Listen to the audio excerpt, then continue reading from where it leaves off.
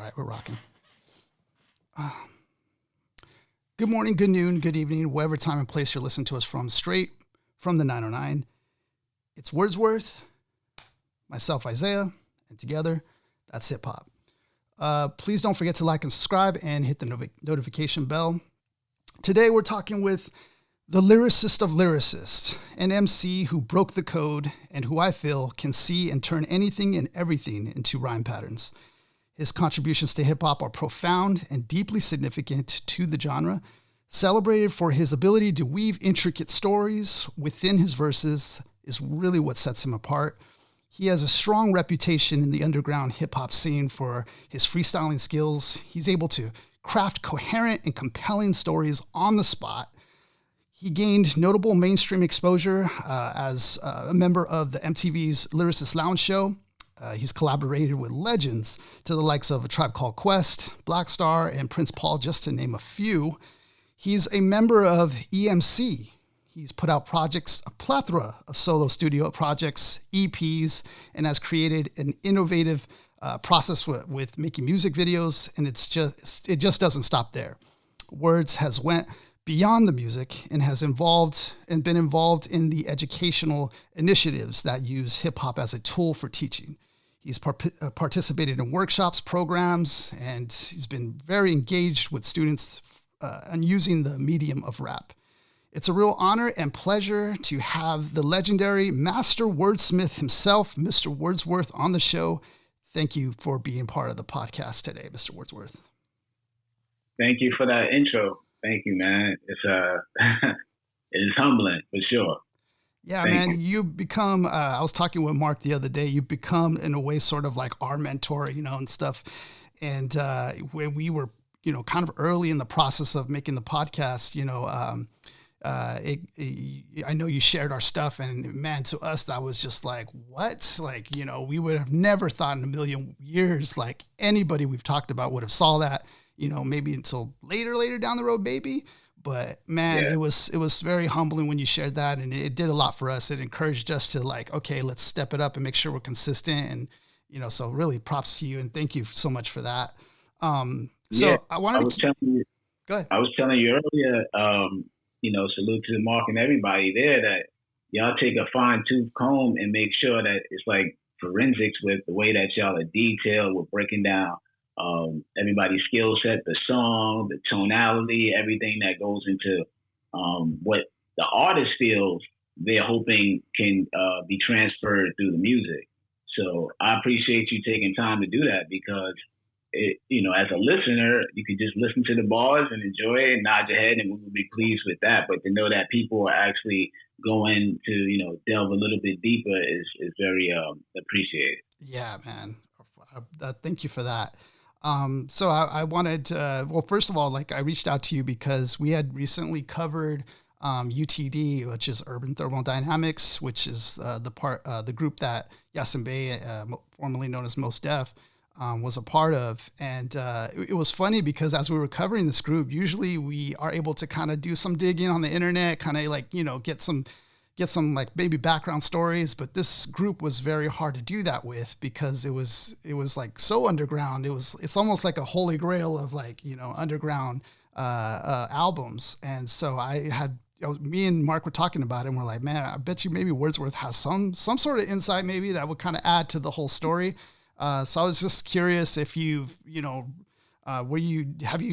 you meet Mos Def around that point in time, or did you have any meetings with any of them? I'm going to give you a crazy story. All right. You picked the right person. Oh, tight. So, all right. So this thing around that time, though, it was kind of like new to kind of see like the two guys with a girl in the group. Yeah. You didn't know they were related and stuff like that. Almost like the Diggable Planets time around then too, earlier. Right. And then later on, you think about it, you get the Fugees. Mm-hmm. So it kind of was like in that trend of like starting something you hadn't seen yet really like that. So that was the dope thing about it. And I actually, before that came out, I actually had knew DCQ. Okay. Wow. Which is in that group. Yeah. But so I knew DCQ because he knew my sister. where my sister had moved to. That's so crazy. They were hanging out. They were hanging out as friends, but DCQ is roughly, we're probably the same age. Okay. So at that time, we were in the video games, and she was like, my brother got all the video games. She introduced me to him, and we would exchange video games. Wow. Now, mine, that's nuts. Me and DCQ exchanged video games. Yeah. Now, around that time, getting older, knowing him from that, then I meet Quali and Most. Wow. So what happens is I never know DCQ is Most brother, and so I'm friends with them in two different worlds at the same That's time. Crazy, small world, I guess, but yeah, very crazy. At the same time, not knowing I was hanging with your brother and this and that. Wow. So one day we're outside of New Eurekan, freestyling cipher, and rhyming, and then I go, yeah, my name Wordsworth. DCQ goes, yo, you're Wordsworth? Like, and he's like, Mo, tell me about you. I was like, you know Mo? He's like, that's my brother. And then that's where it all came together. Wow. So we're hanging out, not even knowing I'm hanging out with both of them because I'm going under different names.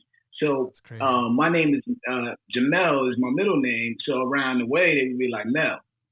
So he knows me from my sister saying Mel. You know, he wants to borrow games, and we playing video games in the house together a lot. Yeah. And then when I go out to the open mic, I'm Wordsworth.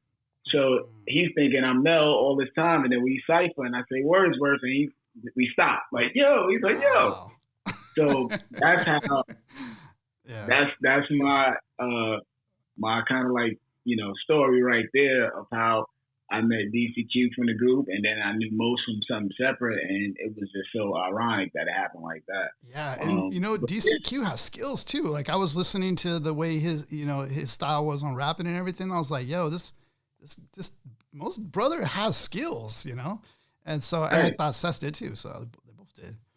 Yeah, they had the dope songs too. The Medina Green and all of that stuff. Yeah. Crosstown Beef, man. All of that stuff. So yeah, man. I remember like my first time seeing the video on Video Music Box. Oh, for real? So which one was that? The Manifest Destiny one, or is it different? Yeah, I believe it's the Manifest Destiny one, and that's the first time. And Ralph McDaniel was introducing it and stuff like that. Now I had knew him before that. I knew both of them before that. So it was like, oh snap, you know what I'm saying? So that was cool.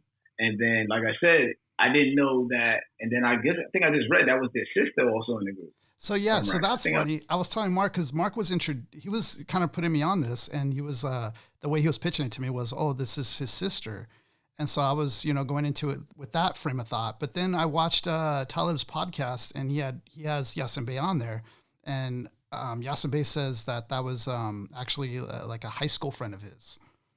Oh, okay. Sess was. And so I was just like, oh, I was mind blown by that. Because there's a lot of articles about it being his sister. So, So because I had to go back and like make sure I knew my timelines and so on. Yeah. And so that was kind of just like new seeing them do that video, and then also doing it in that field with the grass. Yeah, the underdeveloped area. Yeah. It was just new. It was new.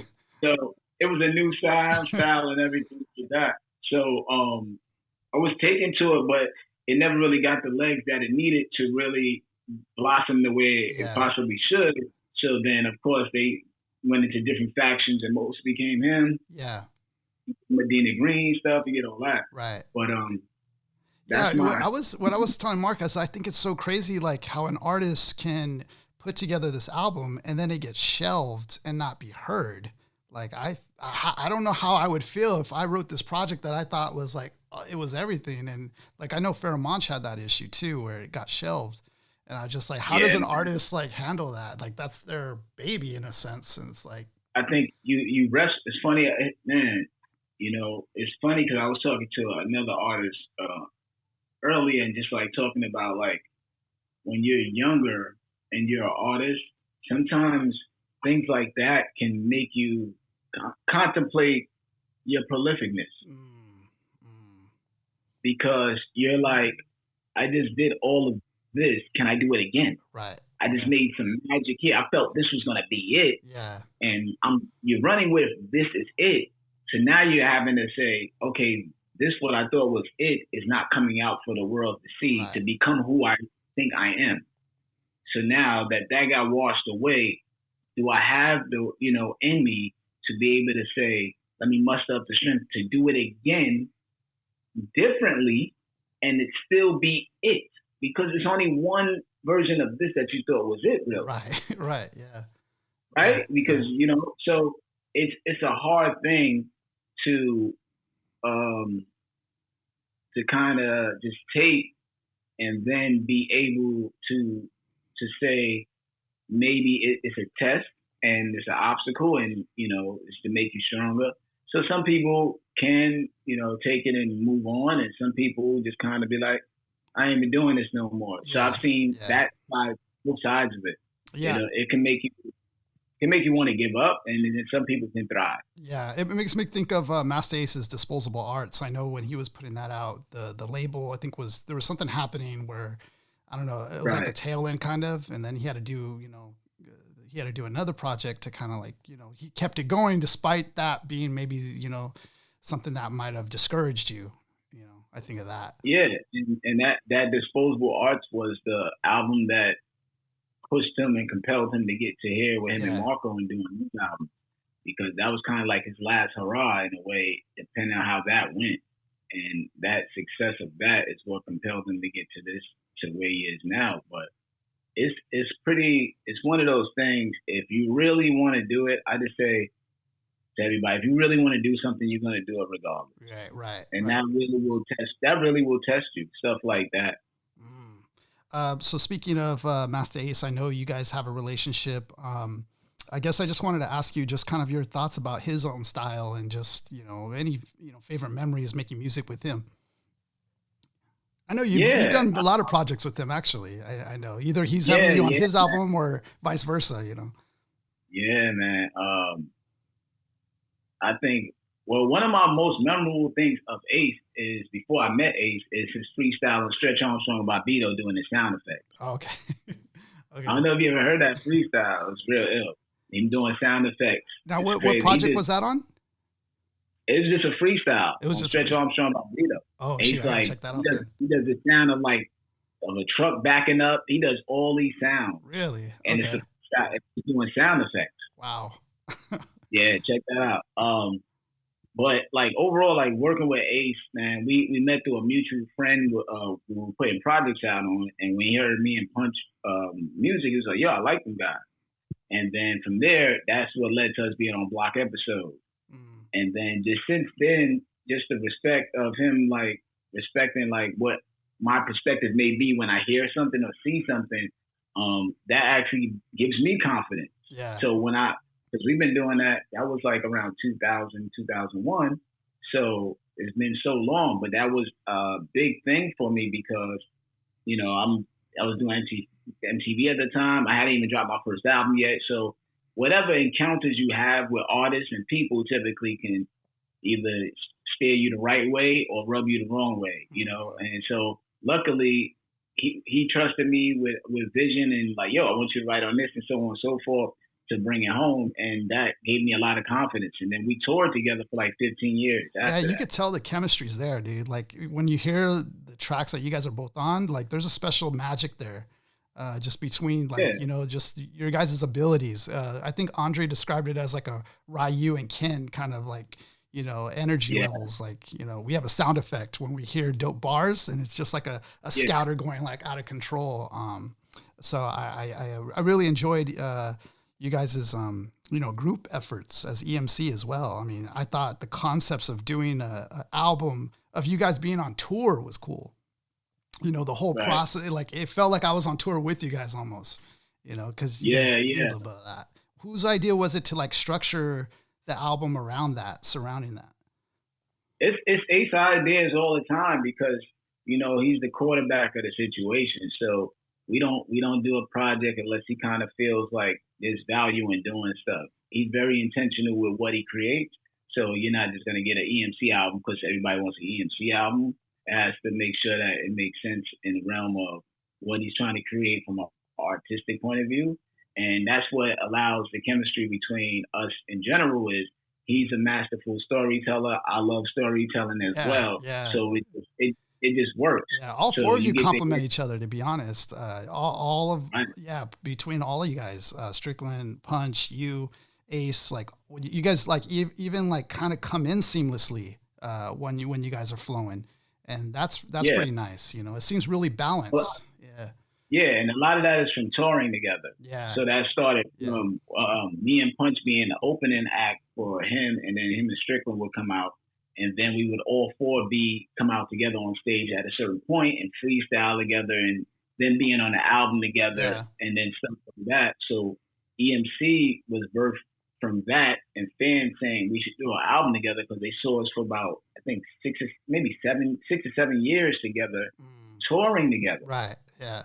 And that's what led Which up is to, a whole, the way you guys describe it, it makes me like understand like all that goes into it, you know, from just the travel, you know, even your own family relationships, there's distance, you know, that you have to sacrifice. And for that, you know, and I feel like that's powerful. And because out of it comes even songs about it, you know, and just like how you work that through, you know, I think you've touched a bit on that. I really enjoy your songs, just even as a solo effort. I feel like, as you know, you're really good at painting pictures, and I don't know any other artist, Wordsworth, that can do that so well without compromising the lyricism on it. You know, usually when we've covered a lot of artists, usually when we talk about storytellers and as an MC, there's a bit of sacrifice on the lyrical end.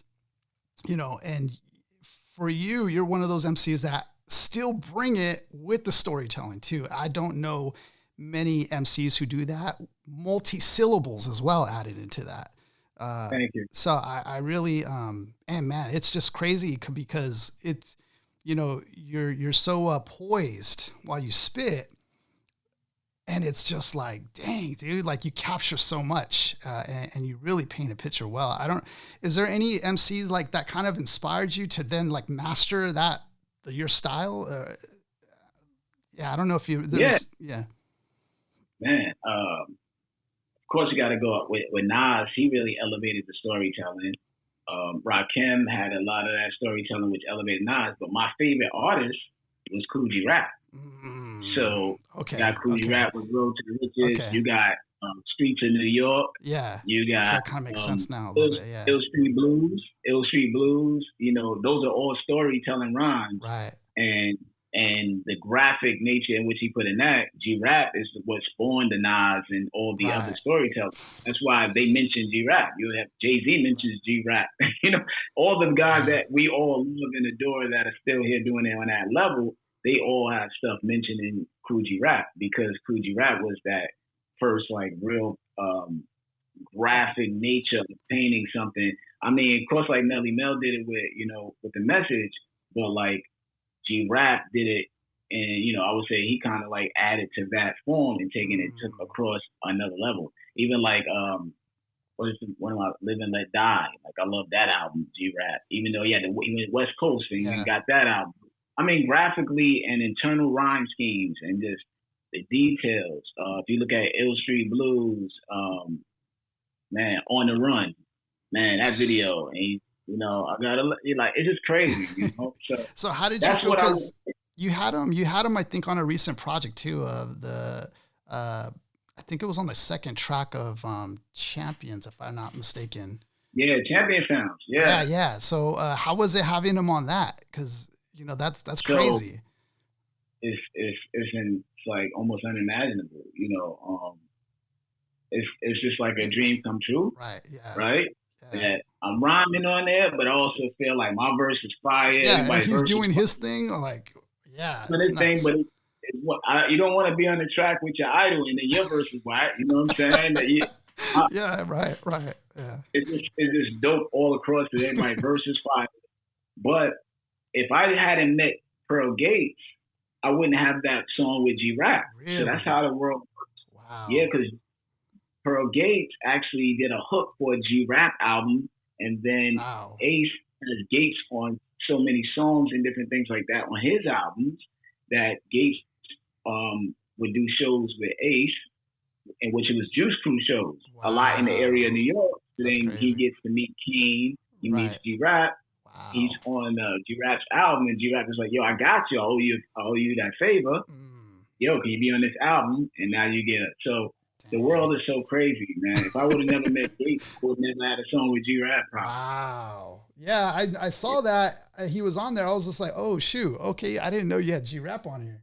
That was crazy. Yeah, if you to that verse G-Rap writes, he mentions Gates because he's doing it for me. He doesn't mention me. Yeah, he mentions me. Yeah, that's a favorite for Gates, but so it's for our album. Right. Wow. Okay. Wow, that's amazing. I did want to ask you a few things about the Lyricist Lounge show. You know, dope show, by the way. I just think it's so crazy how you married comedy with you know, rhyming and everything. That was like, I don't even know if I've ever seen anything come close to that. Maybe like nowadays, I think of maybe a Wild and Out trying to get like that.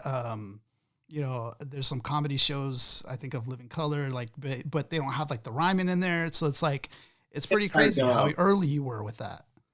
Kid and Play Class Act. Okay. I think they had something like that in there. Okay. But it wasn't on our mind at all, like the Kid and Play Class Act or nothing like that when we did it. Yeah. But yeah, there's not really, it was nothing like that at that time. I don't think I've ever seen anything like that. No. And then it all stemmed from me just doing a freestyle. Wow. And that's what it was. Wow. It started from me and a bunch of us artists. It was a whole bunch of us. Thurston Howell, AL, I believe Punch was there, and Wise Guy and Gaston. These guys are like, they're always at every event. They're two twins. And even throughout New York, the 90s, they were at almost probably every event. And they have it on video. Dang. Because they were split up. Okay. So if there's two events, they were split up. Yeah. But every event, they were, and after every open mic and everywhere we were, they were there. They had the radio with the beat in camera. Wow. So, props to them for that. Is it loaded on the internet though, or is it just like footage they just have? Footage they just have. Wow. And they're trying to figure out how to convert it. Right. Yeah, that makes sense. I mean, I get it. Yeah. They have it. So I call them like the archives.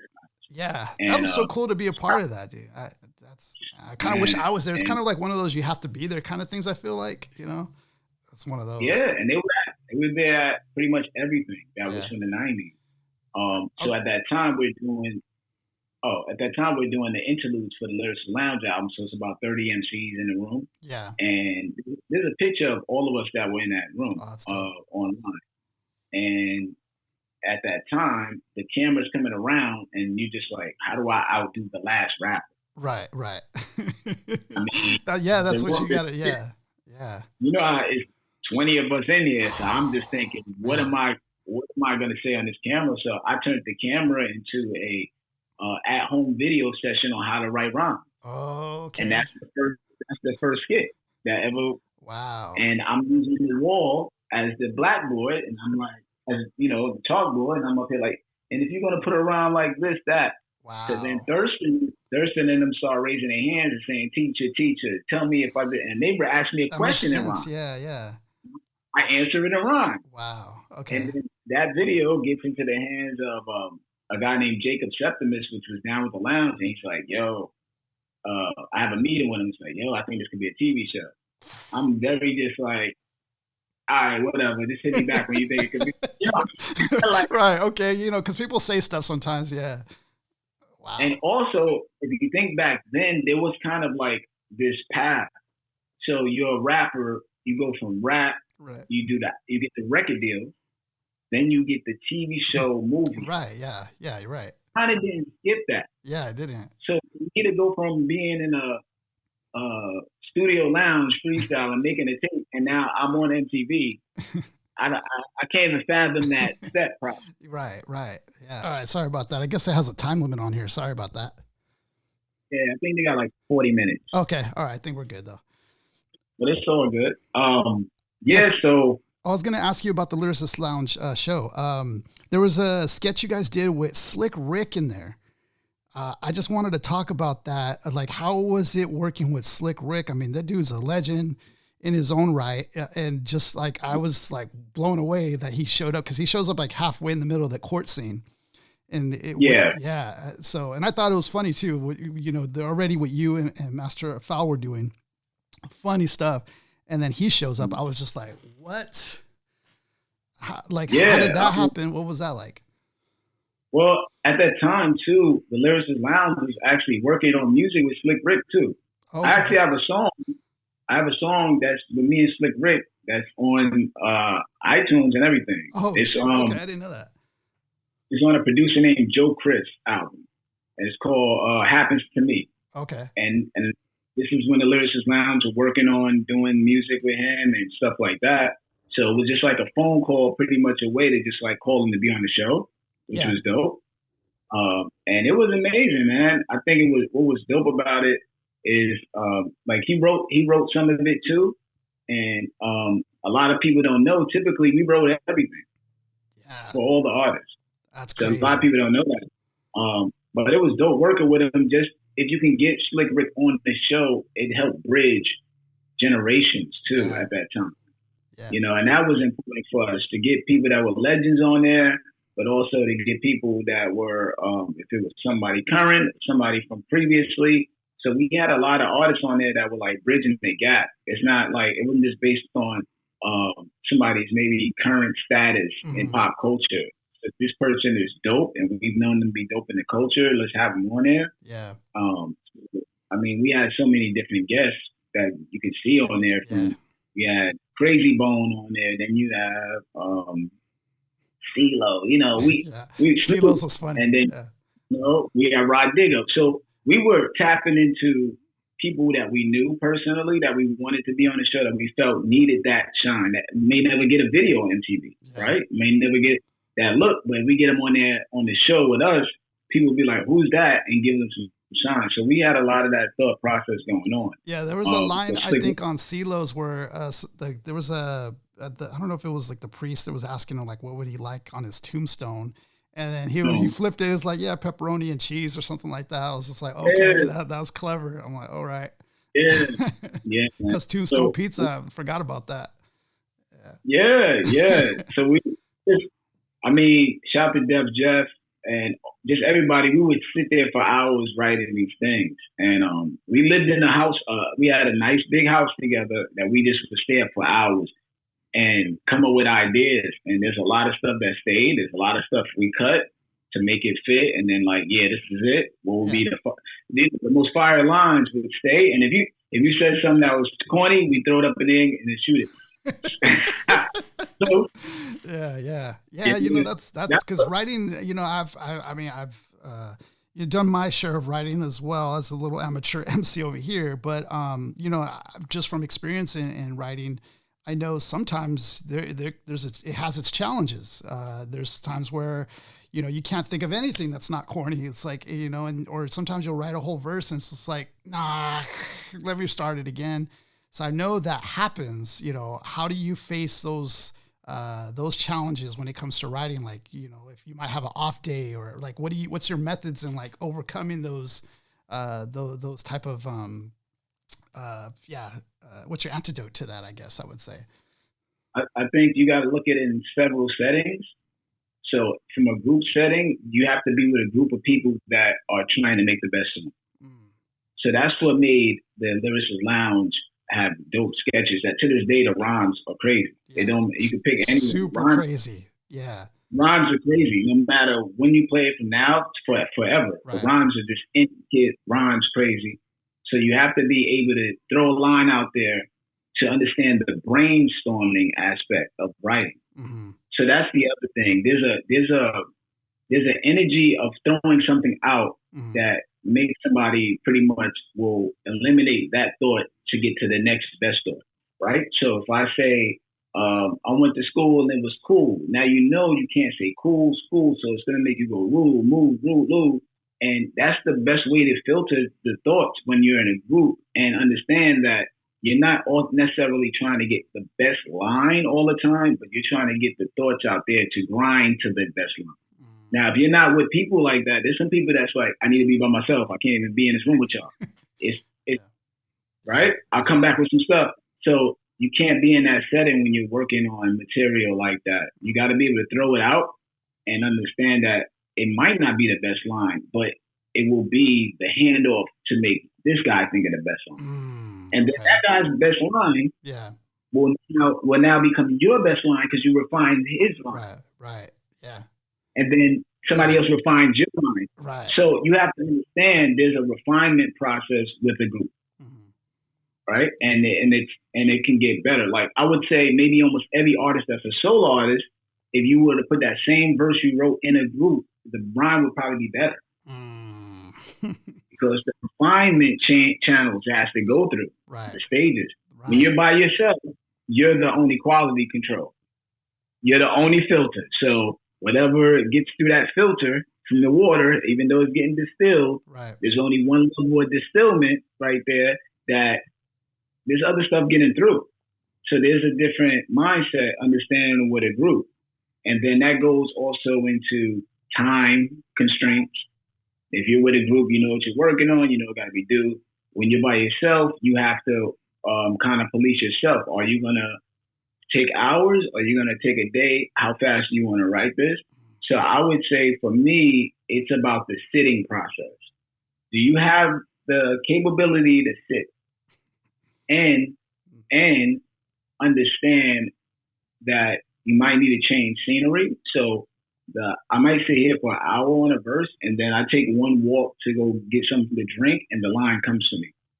Because I believe you have to understand the sedative state, right? So when you're driving, you're not so focused on the rhyme. So sometimes you'll have the rhyme faster because you're focused on the road. So you're in a more of a relaxed state of not stressing the rhyme, but where you're going. Yeah. So understanding that sedative state helps a lot because it takes the pressure down to think of the rhyme. So you take less pressure off.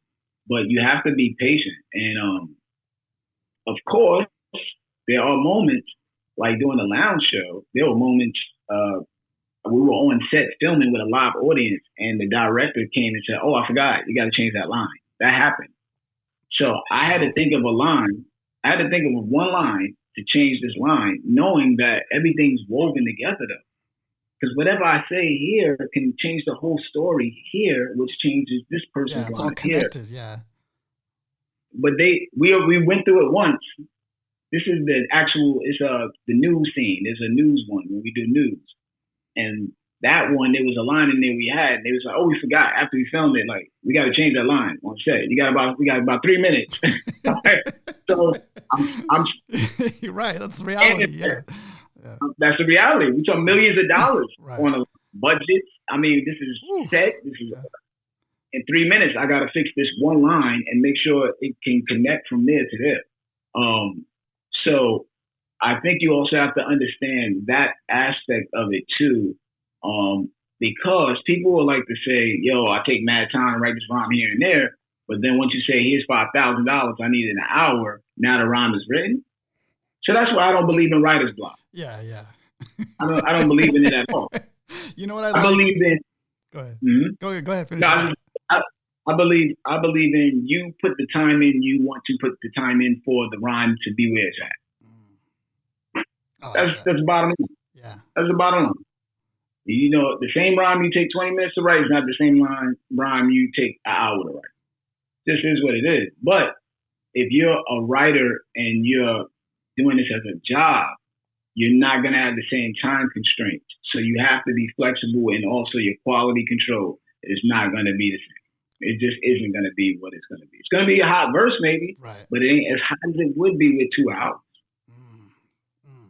I want to ask you some questions in regards to the art of rhyme that Mark actually wanted me to ask you.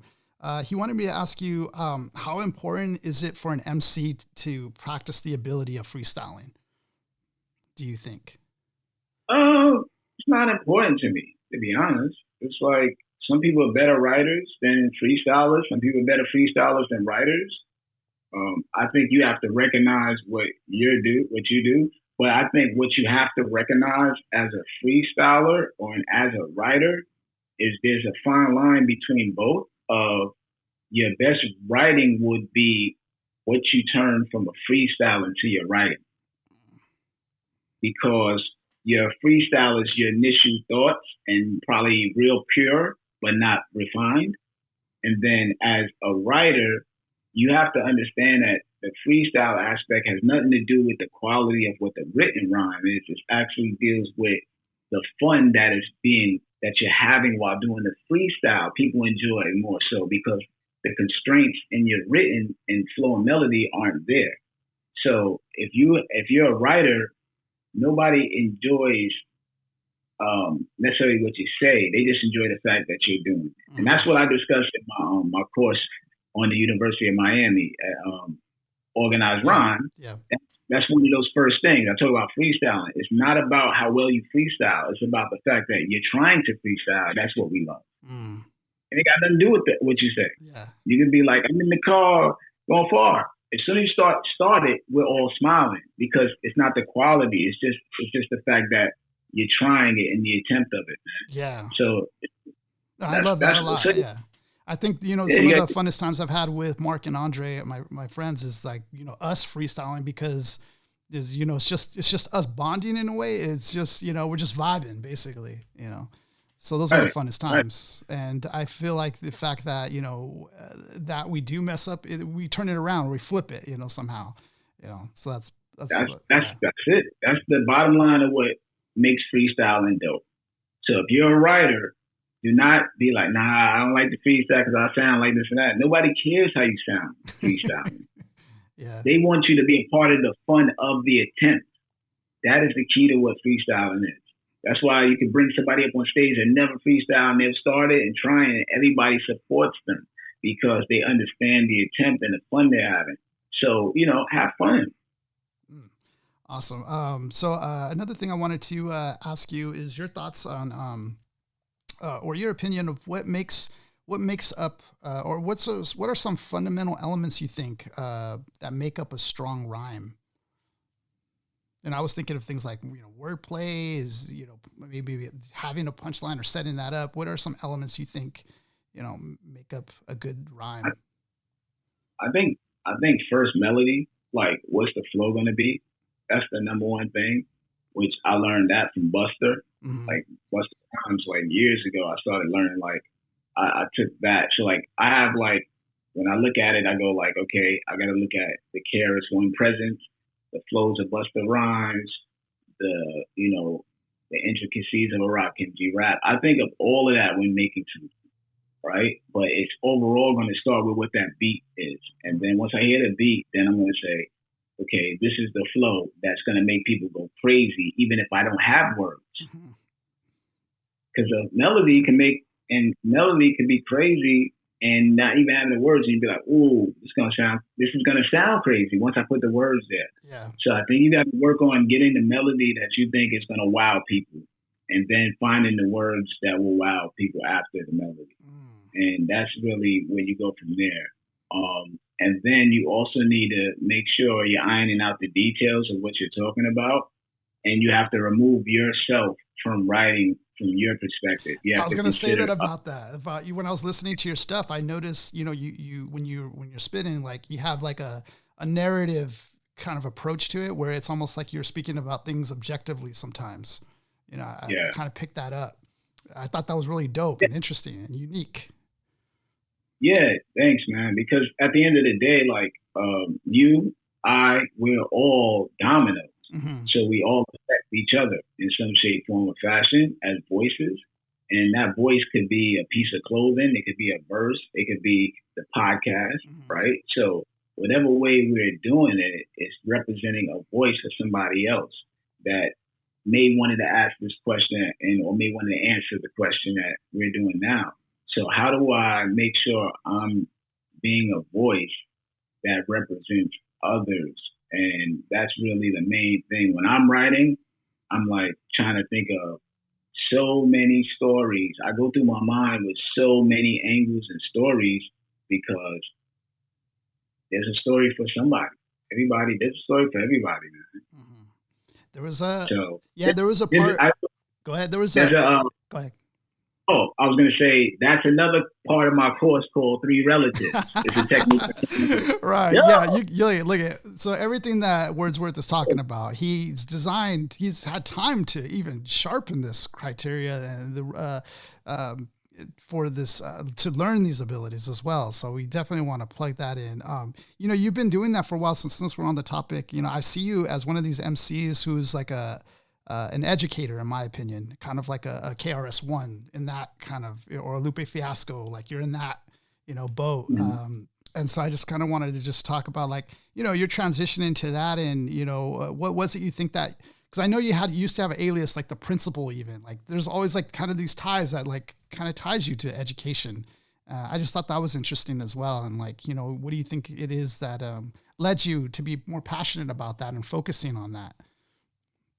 When we were dealing with the 90s and you had to figure out what would keep you here as an artist. Mm-hmm. So when a lot of stuff from the 90s is how you got a lot of people successful now because they learn from mistakes. And within that, me being in the 90s, I was learning from mistakes. So at some point, I knew for me to be here forever, I had to become a storyteller. That's the only way I could last. And so in the 90s, at some point, what I started doing that people didn't really notice that I did like intentionally, but they would come up to me about the verses, is that anytime I started doing features, I would do stories. I wouldn't do no punchline verses. I wouldn't do freestyle type of verses. So I would do every feature and started making them stories to get known as that. And then when I got to making the albums, I started, so like that's why Mirror Music worked out for me because I had like maybe one or two on there like that. Yeah. But I started being conscious of every time I do an album, I'll have like one and maybe two bragging things on there. But I've been very conscious to only put one or two like that because I wanted to get out of that realm. So the music you make is going to define who you become. And that's really how you have to look at it. So you got to really be conscious of what's going to be here. And that's why I kind of took that story umbrella. Because in the 90s, that was really starting to like divide people and determine how long you could be here career-wise. Mm-hmm. Is finding what are you going to be? Are you going to be the freestyle rapper? Because freestyle rapper is not going to last. Mm-hmm. You know what I'm saying? You're going to do that at some point. I got this thing I tell people all the time. I don't play songs about how dope I am to my wife. She doesn't care. That's funny. That's just a fact. So if you're in the car and you're playing these songs about how nice you are with your girl, yeah, she don't care. But it's something that I don't know how, but like, as MCs, we all kind of have a song like that, a braggadocio, yeah. Type of song, because it's kind of like one of those. Yeah. Yeah. I keep one of those on every album. Yeah. Like just, I'm not going to play with vibe. Right. But I keep that more so for show purposes. Right. I have that one for a show. But overall, when I'm playing the album, mm-hmm. wife likes, thank God for waking up. She likes these songs, Shoulder, Skin. That's the songs that resonate with her from a broader perspective, as anybody can hear. So I know the bragging record. I ain't playing her, yo, I'm so nice. Like, she could care less. Like, that's not going to work in the grand scale of the universe. Yeah. What people relate to is pain, misery, triumph, celebration, hurt. All of these things are going to resonate no matter who you are. Mm-hmm. So that's just, just being self-aware of what I want to become to sustain. Yeah, man. I wanted to say that when I was, I caught some of your EPs as well, man, and I just thought there was a different element there. Maybe it was part of you working with the specific producers. I just felt like maybe the beat even brought something different out of you. Blame it on the music. I was getting very... what kind of vibe? Like you were reaching some highs. I feel like almost like Kanye-esque type of highs when he kind of reaches for the stars almost, and I kind of got that vibe. Working with some of these producers, was it just as simple as them just hitting you up and you just liked their beats? How did that come about? Yeah, really finding people on Instagram. Lionel Smokes one. Yeah. Instagram, yo, this is fire. Yo, we should do, yo, let's work on a project. Boom. J Soul, I got approached by Hypnot at that time with the former owner, and he was like, "Yo, I like that project. We got to produce it, J Soul." And I was like, "All right, let's do it." And we did that. And then going forward with the other projects, like Our World Today, same thing. Like Sam Brown, I believe I ran across him from the internet, like Instagram or something like that. Yeah. I was like, "Yo, beat." Yeah. And then even that album brought out something different because you kind of more went into like what's going on now and political, even, you went there with, I could tell you really thought about it, like on what you were, on how you were going to approach it. And you had like even, religious undertones, political, and it was, almost like a gospel soul in there. It was a nice change up. I enjoyed. Yeah, and then Kels with the Heat, he's dope. He's real dope, and I like that sound. And so it's just really, I find people on Instagram, and then sometimes I might just like something they do, and they be like, "Yo," still to this day, people are finding each other on Instagram. Yeah, oh snap, you what up? Yeah. And like, let's do a project together. So that's kind of how that came about. And then I got projects coming out. So we can talk about that later. But I got other producers, that I've done albums with that are pretty much done. Man, wow. Well, I was gonna say, even your album New Beginnings, I felt like even that, it felt like in that album you probably went through some things.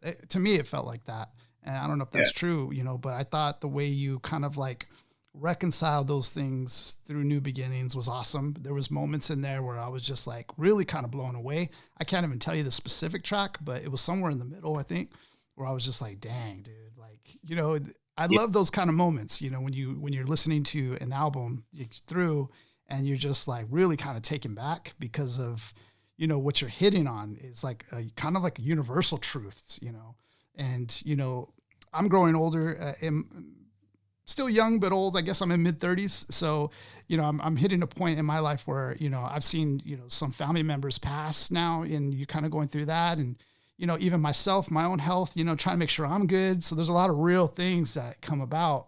Can you talk a little bit about that album and just, some little things about it?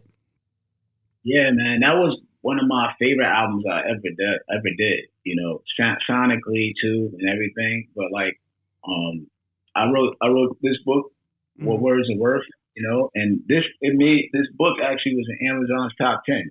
Oh, nice. All right. So that's me breaking down the lyrics and every 4 bars, what I was thinking about it. Every verse. Well, like a song like Test of Time. I tell people to play that song for their parents and loved ones, because it really gives you that story of like when I first met my wife, and then midlife times, and then now we're older. So I give you the perspective of me almost like 80 years old and stuff like that on there. So that's one of my favorite albums I've ever done. And it kind of, I just try to make sure I'm making songs that reflect where I'm at now, but also where I've been to. And that's kind of my mindset when I'm writing. It's just like, it's okay. I can write a song about being 25 or 19 because I was that. And I can write a song about being in my 40s because I am that. So finding that fine tune when you hear a track, where does it take you worldwide in your life, in your timeline? So what is your timeline when you're writing a rhyme? I think that's kind of how you have to kind of look at each beat. The song Diamonds is on there. There's so many songs on there. So yeah, it's just really about, starting to come into yourself, understanding what timeline do you want to talk about. I wanted to mention Undivided Attention as well. There's a track on there you do with Masta Ace, Remember. Man, dude, I was just like, dang, bro, because like you were going through, some legends that, we've covered even on the podcast, and it's like some gone too soon, and you know, I just love the way, even the production of that beat, because the beat sounds like a clock. It's almost like you're time traveling, you know? Can you talk about that track a little bit? Yeah, you know, hearing that beat, I just knew it had, one, it's kind of awkward, Yeah, yeah. but the awkwardness of it, and it has a sound of just like thinking. So I just got to start thinking, but what am I thinking about? And then I just was like thinking about how there's an equivalent there of our time and their time. And the irony of it all is just that, you know, our legends are fading, you know, because when you're younger, you think nothing will probably happen. You know what I'm saying? To your legends, you're going with them. Right. So you're thinking, you know, right now I can't even think of a 70-year-old Nas. I don't, you know what I'm saying? Yeah, like I can't visualize that. Right. You can't visualize any of that, right? So now we're at a stage and age where we can visualize us as older artists and be like, oh snap, older artists do health stuff. There's finance. They're like adults, like really living life. So now we have examples to have that's comparatives to what y'all are doing and what y'all are going through. So before we didn't have them. No, that's really so crazy though. That's crazy that we didn't. And now we're starting to see that. Yeah. Now we're starting to see like, okay, you know, so now I'm eager and I'm excited to see the 80-year-old, you know, Jay-Z's, Drake's, the Pharoah Monches and all that. And then kind of see the generational ties and the way the music changes. So that's just kind of like, that's one of my favorite songs I've ever written because I try to make sure whatever I'm writing can be read and it's just as powerful. Yeah. So I think even reading that, it's just going to be as powerful. Yeah. I think it was dope. I think I've seen some interview with you where you were talking about your students, how sometimes they'll show you, you know, they'll put you up on game even on like, you know, the current artists and things like that. And, you know, you kind of like, you'll listen through it and you even kind of pinpoint, hey, they could have did this, you know, this probably would have elevated, you know, their stuff. I love that, man. I love that, you know, your ears are still to the ground and listening to what's going on and adding your touch to it, you know? And I guess I wanted to ask just, with that, do you, cause I know like AI and stuff's coming out, you know, and it's not quite there yet, but you know, I've kind of tested it out myself and said like, oh, you know, rhyme this and that, you know, and it come out with its own thing. How do you see AI being integrated with, you know, even writing as an artist, or do you see it at all? I personally wouldn't use AI just because of I like that puzzle of it. Yeah. I just had this conversation yesterday. Yeah. I enjoyed the puzzle. So it's like a crossword puzzle to me, a word search for me to think of this rhyme and this scheme and all that. So I enjoy the hunt for it still. But when it comes to a business side, and I think you really have to get into that mindset of understanding business versus your own personal way of doing things. Mm-hmm. On a business aspect, if I'm somewhere and there's a business aspect in which AI is going to help get this done, I'm going to use it. Because there may be an artist that needs, let's say we're doing a McDonald's commercial or whatever, and they got this girl that they need to do this, and it's due an hour, it's due tonight at midnight. You know, hey, she might come to me. I got these rhymes from AI. All right, yo, that's dope. Let's fix this up. This sounds good. Let's fix it up. All right, I lay it down. She knocks it out, get paid, and we go home. Done. Job done. Right. So you have to be able to understand the business aspect and the contributions of that for your business, and then you have to understand if you're doing your album, you don't have to do that. Mm-hmm. So you gotta be able to separate the two. But business wise, it's gonna be there. I mean, everything changes in the business. If you could, you know, studios are at home, you know what I'm saying? Like, yeah, you couldn't do this about 20 years ago for sure. Even 10 almost, you couldn't do it. Yeah. So you have to do that and adapt and adopt. Yeah. You know what I'm saying? I was gonna just you know, I just want to go more into what you're currently doing and the projects you're currently doing. how does one like myself find your your school or class to sign up for that, and what is kind of the logistics to that for somebody like wanting to come into it? Yeah, you just search organized rhyme, University of Miami, or Frost School of Music, and it'll pop up. Organized rhyme. It'll say it's $200. It's 4 modules. It's me talking to you, just like now. You see me explaining everything. You get to have it for a year, and you can rewind. You can practice. It's freestyle and stuff in there. I teach you how to become a better songwriter. It's basically, I said, it's a systematic approach to becoming a better songwriter, freestyler, artist, musician. And I break a lot of stuff down that you'll be kind of just like, oh, snap, I never thought about it that way. And it'll alleviate a lot of stress that you have when it comes to writing a rhyme. So those are the things that I enjoy. Like when I'm teaching my students and they start getting it, and it's like, yeah, and it's like, oh, snap, I never thought about it like that. I teach you how to come up with rhymes. I teach you how to understand the ideology behind putting a story together. I make you think of a different way to write stories, in which there's a way that I do it all the time that people don't necessarily maybe notice. So yeah, because there's a science to it too. I was telling Andre this. It's funny because I never saw it that way before. I always saw it as just art. But the way, my brother Andre talks about it, he talks about it like in science terms. I'm like, dude, that's dope, man. Because it elevates you. It only makes you better at your craft. And you want to be, a guy like Wordsworth, who's like a master wordsmith with the words. That's the way to do it. Yeah.